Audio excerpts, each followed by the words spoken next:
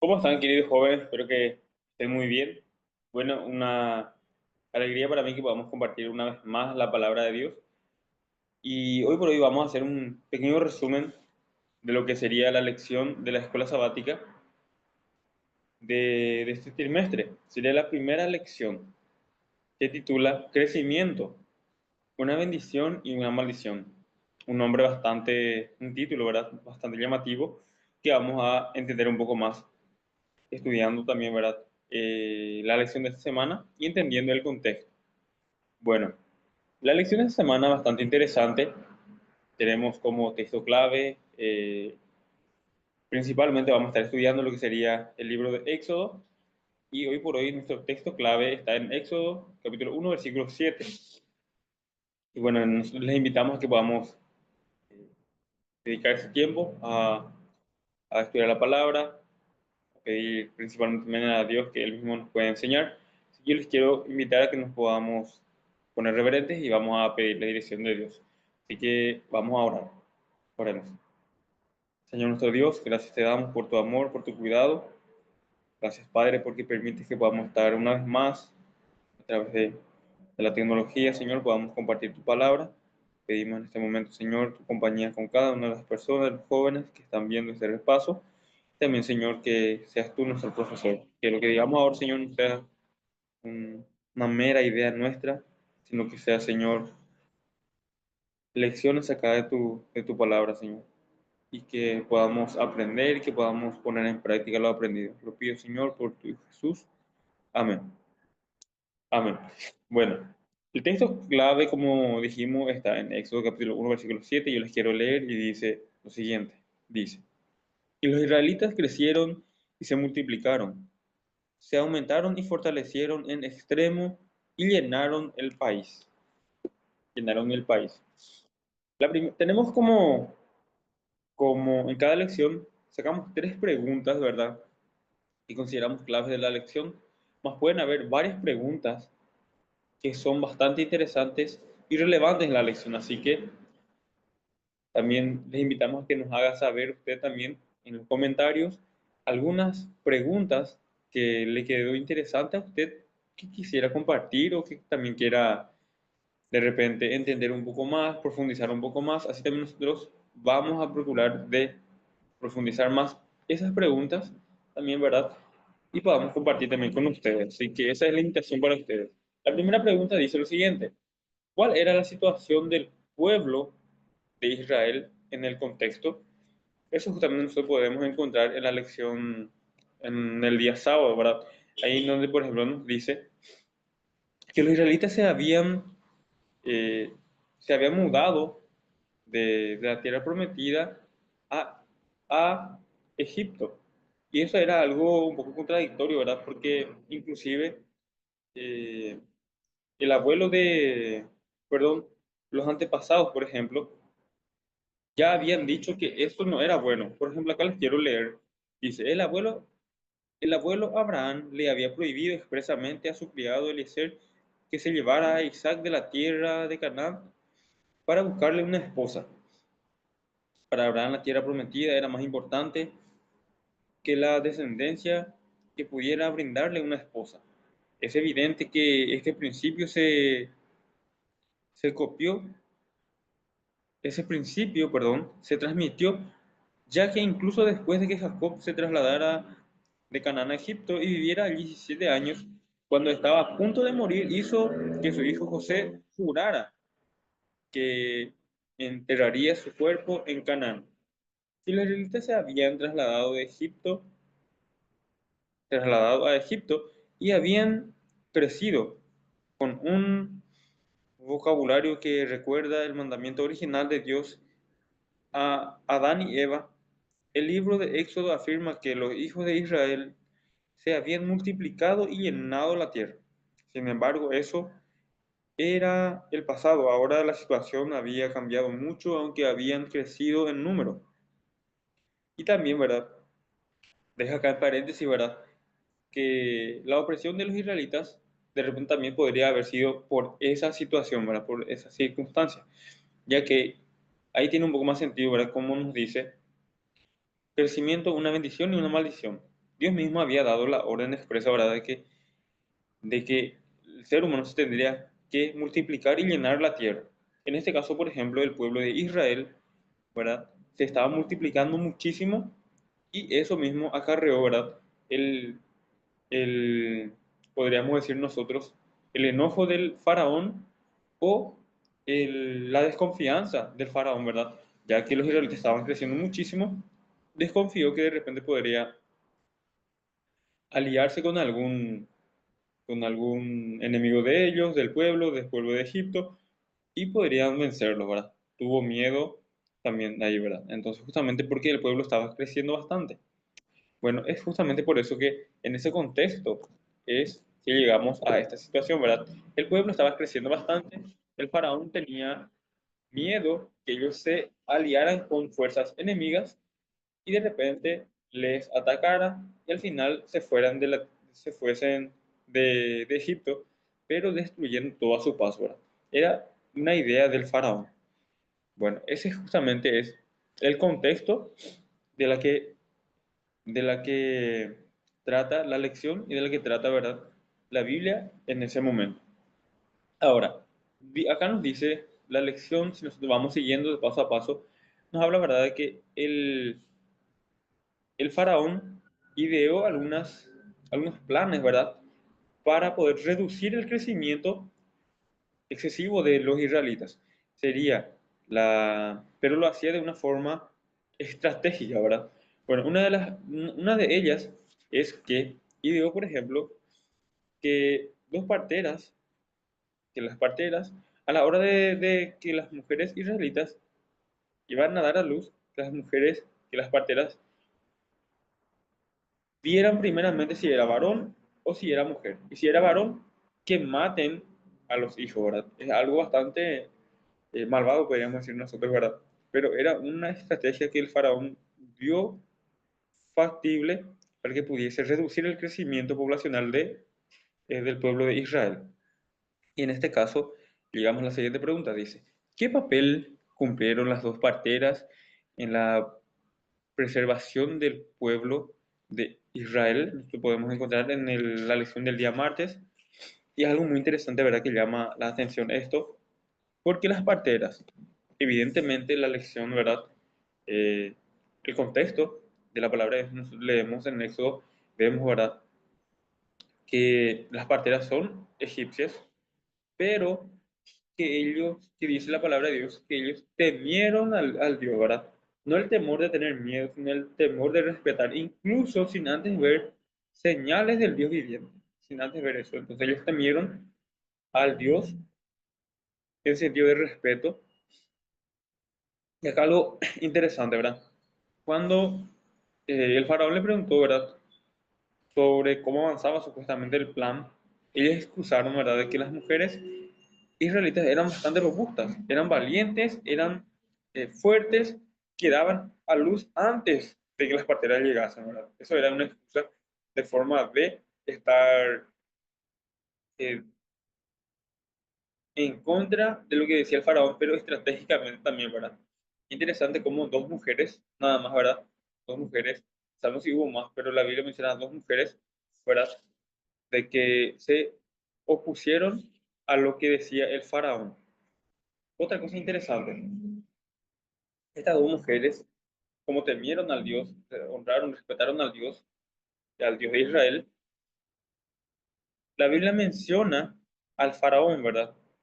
Podemos ver también que hubieron varios faraones, ¿verdad? En el contexto de la Biblia, más de Egipto, podríamos decir más. En este caso, el faraón, nosotros no encontramos el nombre del faraón, ¿verdad? El faraón es como un título que se le da, ¿verdad?, al monarca, pero no encontramos el nombre real del faraón. Más, sí encontramos el nombre de las dos parteras, en este caso, ¿verdad?, que nos dice en la Biblia, y aquí también menciona otra vez la lección, dice, es Cifra y Púa. Son las dos parteras, ¿verdad? Interesante cómo la lección también nos dice, ¿verdad?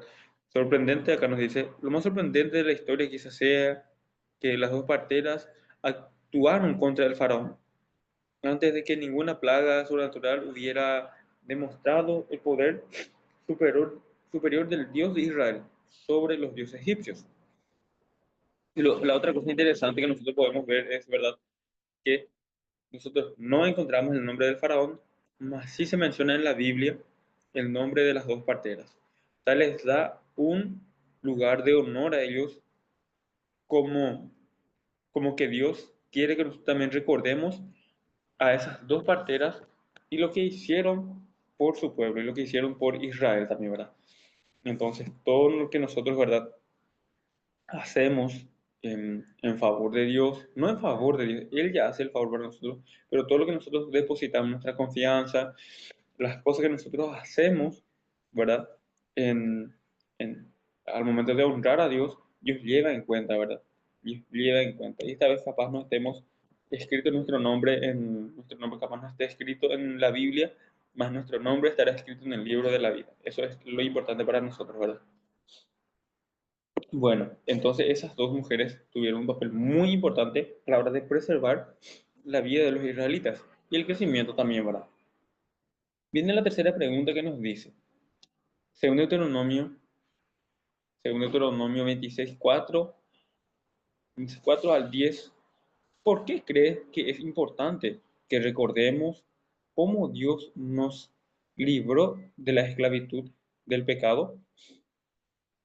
Leer un poco este contexto es interesante, ¿verdad? También porque en el versículo 10, 9 y 10 les voy a leer, el 26 dice, 9 y 10, mejor 10, harás 50 lazos de... Bueno, les voy a leer el versículo que habíamos mencionado, 26, 4 al 10. Dice, harás lazos de azul en la orilla de la cortina, la orilla de la cortina con que termina y el primer conjunto. Lo mismo harás en la orilla de la cortina con la que termina el segundo conjunto. Harás 50 lazos en una cortina y 50 lazos en el borde, en el borde. Lazos en el borde. Harás 50 lazos. Tiene 50 lazos en el borde de la cortina del segundo conjunto. Los lazos estarán uno frente al otro. Verás también 50 broches de oro, de oro. Harás también 50 broches de oro, con los cuales juntarás las cortinas, la una con la otra.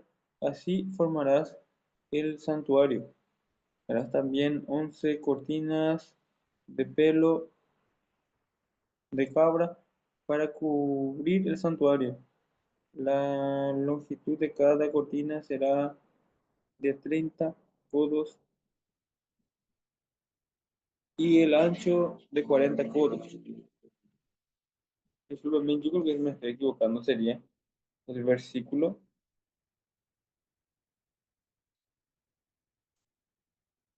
perdón, yo me estoy equivocando, yo estoy leyendo perdón, Éxodo, entonces es Deuteronomio lo que yo tengo que leer, entonces ahí voy a pasar a Deuteronomio y ahora sí, ya va a tener, me parecía un poco diferente del contexto de lo que estaba leyendo yo, más, ahora sí ya vamos a leer lo que sería el verdadero contexto. Ahora sí, volvamos a la pregunta. Según Deuteronomios 26:4 al 10, ¿por qué crees que es importante que recordemos cómo Dios nos libró de la mano de la esclavitud del pecado? Nos dice, acá sí. El sacerdote, el sacerdote tomará el canasto de tu mano y lo pondrá ante el altar del Señor Dios. Entonces dirás ante el Señor tu Dios, un aram- un arameo a punto de perecer fue mi padre, descendió a Egipto con pocos hombres, habitó allí y llegó a ser un pueblo grande y numeroso. Los egipcios nos maltrataron, nos afligieron y nos sometieron a duras a dura servidumbre.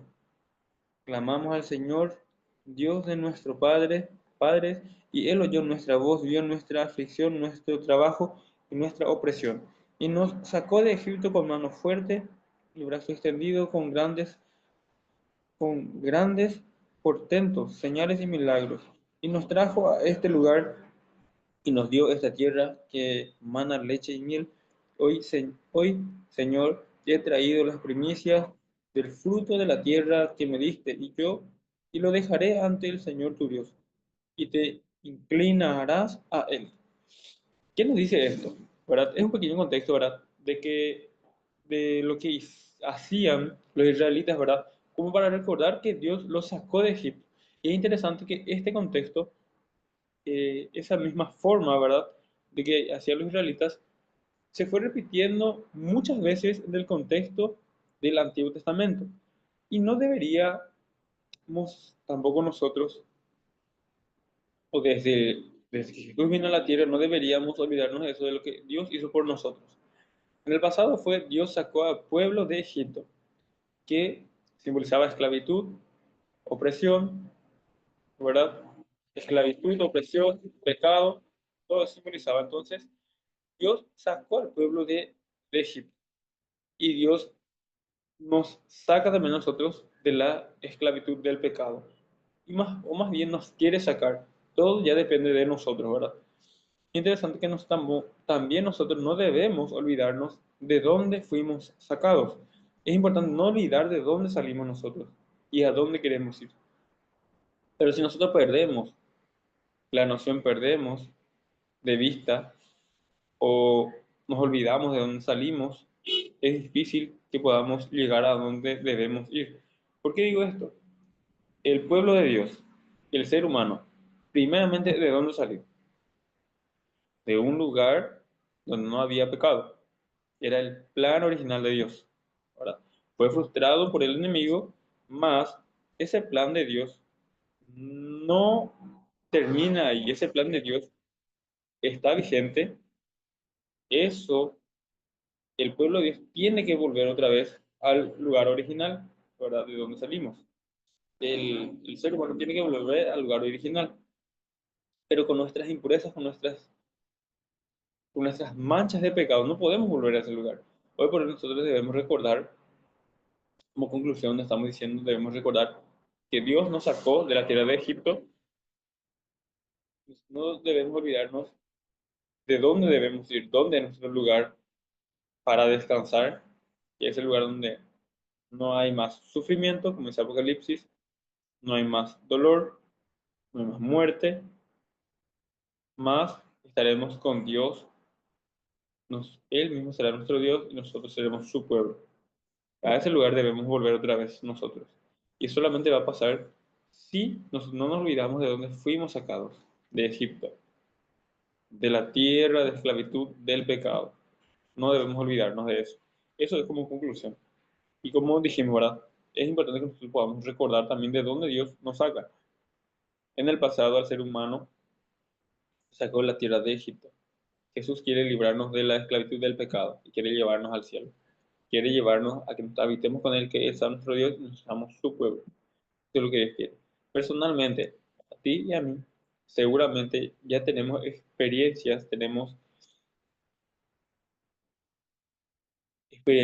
digo así, de haber experimentado algo, de que Dios te sacó de una situación difícil, ya sea económica, ya sea espiritual, ya sea familiar, y Dios te sacó de esa situación difícil. Entonces, no te olvides de eso. No te olvides de eso, porque solamente así vas a poder superar las pruebas que vienen en el futuro, porque vas a saber que Dios te sacó.